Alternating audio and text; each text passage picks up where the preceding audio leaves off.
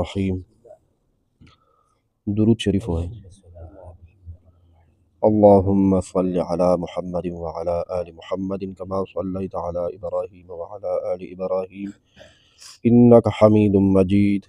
اللهم بارك على محمد وعلى آل محمد كما باركت على إبراهيم وعلى آل إبراهيم إنك حميد مجيد. 1401 نبی نمبر حدیث مبارک دے 1691 نمبر. وعنه رضی اللہ تعالی عنہ، دا حدیث هم د مخکی حدیث پشان سیدنا زمون سردار حضرت ابو هریرہ رضی اللہ عنہ نے روایت دے. اللہ پاک دے ابو هریرہ ناراضی شي، اللہ پاک دے د خپل ځان ناراضی کی، اللہ پاک دے زما ستا او د ټول امت د طرف نه بهترینی بدلی ورکی.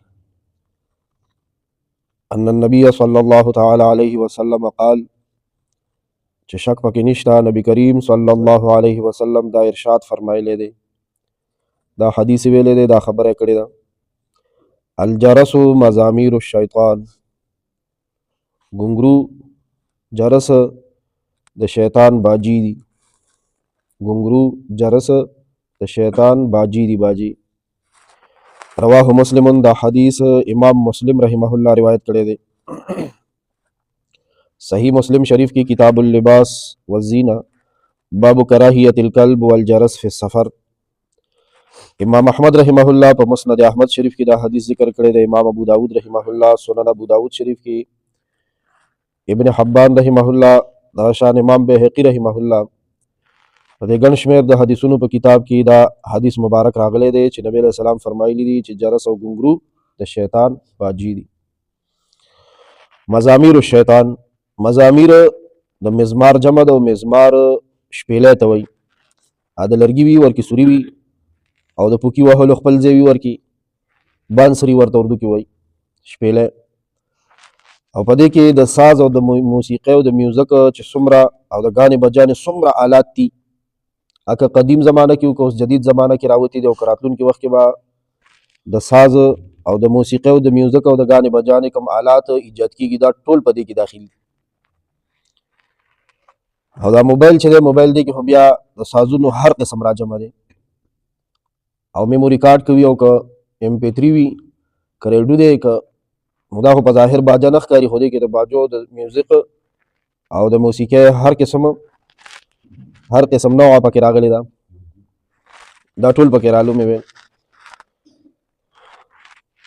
دې ته ځکه د شیطان شپیلی ویلې ده که نه، چې د دې په وجه سړی د الله ذکر او د بل نور قسم عبادتونو نه محرومه کېږي.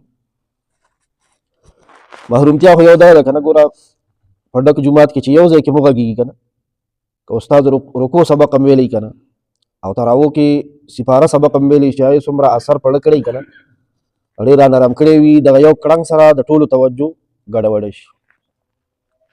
نو یو خو دا محرومتیا ده، خو بله محرومتیا یې دا ده چې څوک دا قصدن اوري، ګانې بجانې قصدن اوري که نه، نو دته به د تلاوت د ذکر د عبادت توفیق نه میلاوي.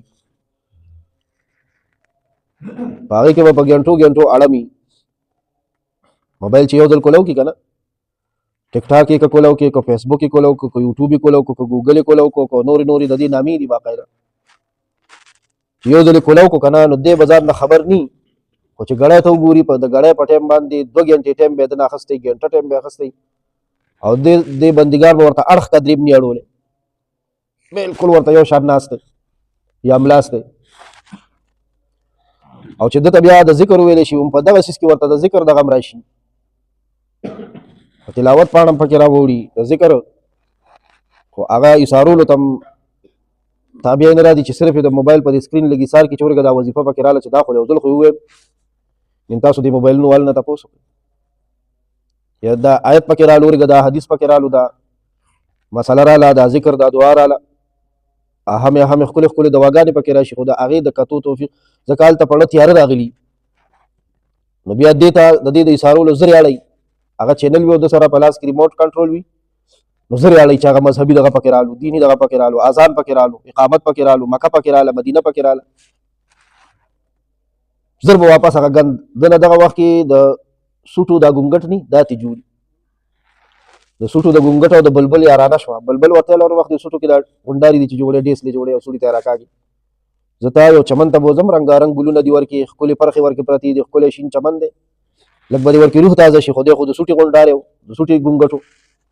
بلبل ځان سره پنجو کې ونیو او به یې تلو چمن ته، دا فلانې ګل دی وګوره. بلبل خو د ګلونو سره کار دی، د دې دا خاصیت دی، دا خوشبوی ده، دا چمن دی، دا شین بوټی دی، دا رامبیل دی، دا چامبیل دی.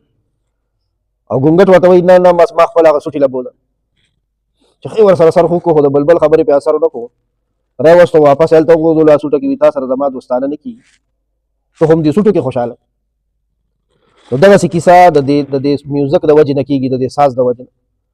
پیغمبر علیه الصلاة والسلام یو صحابي سره یو ځل په لار روان و او یو ماشوم په دې خوله باندې شپیلي غږوله، دا کوترباز نه غږوي، په خوله باندې د شپیلۍ چل هغه ماشوم له ورتلو شپیلي غږوله. نبي علیه السلام دا دواړه ګوتې مبارکې راواخېستې، غوږونو کې ورکې. صحابي وایي دومره لرې تللي وو چې د هغه اواز نام و نشان هم نه و. نبي علیه السلام د غوږونو کې ګوتې ورکړې وې، چې کله ګوتې وویستې د غوږونو نه، نو هغه صحابي نه تپوس وکړو چې هغه اواز اوس راځي که نه راځي. وایي جا خو ډېر وخت شو چې ختم شوی دی، موږ خو ډېر لرې راغلي، نو بیا د غوږونو نه ګوتې وویستې. دی موږ ته عملي تعلیم راکړو چې که چېرته کې خپله خو هسې مسلمان نشي کولی چې دا واوري او دا څیزونه ځان سره وساتي، دا د ګانې بجانې څیزونه، دا خو ډمانو کوي. بدقسمتۍ سره نن هر کور که داسې وایو که نه بیا به خفه شو چې فرق به ونه شي چې دا د اصیلو خلکو کور دی او که د ډمانو. یقین وکړه که فرق او واده خو دې به خدای راولي، نو داسې خو د بجلیګر مولي صاحب ورته نه شو ویلی چې خدای به خادي ورکړي پېښه مه کړي، دا خیري دي، بیا الله د خادیانې پېښوي. خو هغې کې چې کومې قصې وي بس بیا خو ورکې دا مزګزار هم ورسره ملګری شي. مزګزار نه هغه مفتي سردار علي حقاني شهید رحمت الله علیه ویل وایي دا به دې نه کتلي د جومات کې مړومبي صف کې ولاړ دي، هلته د اجراګانو صف کې مړومبي کې ولاړ دي، ده سره بسه کې قصدن خو مسلمان ګانه نشي اورېدی. نبي علیه السلام فرمایلي دي وایي دا موسیقي ده، دا سازونه دا منافقت په زړه کې داسې راټوکوي لکه څنګه چې باران په ټایم باندې وشي په فصل باندې هغه ورسره راټوکېږي او زرغوني. او منافقت څه ته وایي؟ کفر ته. دوه مخیزه کېدل، یو مخ به یو شاني بل مخ به بل شاني. وګورئ موږ او تاسو نن دې ته هنر وایو که نه وایو چې یو سره یو شاني او بل سره بل شاني.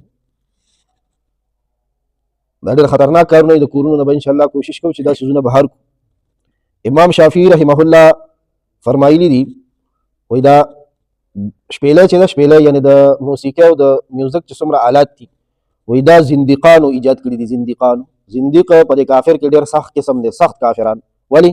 وایي چې خلک د قرآن او د منځ نه غافله شي، چې خلک د قرآن او د منځ نه غافله شي. تاسو خیر دی هغه ځوانانو نه، مشرانو نه، بوډاګانو نه تپوس وکئ چې څوک دا موبایل کې شیزونه ګوري یا په نټ کې ګوري یا په ټي وي سکرین یې ځان ته لګولی دی، هغې کې دا شیزونه ګوري. اگر که خبرنامه ګوري د هغه دا نیت دی زه خبرنامه ګورم، ونه تپوس وکړئ چې تا څومره ټایم دې له ورکړو، دومره ټایم تا تلاوت له ورکړی دی او ورکولی شي، غواړي زړه خو نه شي ورکولی. الله پاک دې زموږ او ستاسو حفاظت وکړي. مانځه سبق دی ان عذابک بالکفار ملحق، دا نوی ټکی دی. پرون ټکی مې ویلی ونخشى عذابک، مونږ ویریږو ستا د عذاب نه. او ان عذابک بالکفار ملحق، بېشکه ستا عذاب کافرانو پورې انخطېدونکی دی، ملحق کېدونکی دی. بېشکه ستا عذاب کافرانو پورې لګېدونکی دی، انخطېدونکی دی، لګېدونکی دی. ملحق د الحاق نه دی، یو شی بل شي پورې لګېدل. ان عذابک بالکفار ملحق، بېشکه ستا عذاب کافرانو پورې لګېدونکی دی. صلی الله تعالی علی خیر خلقه محمد.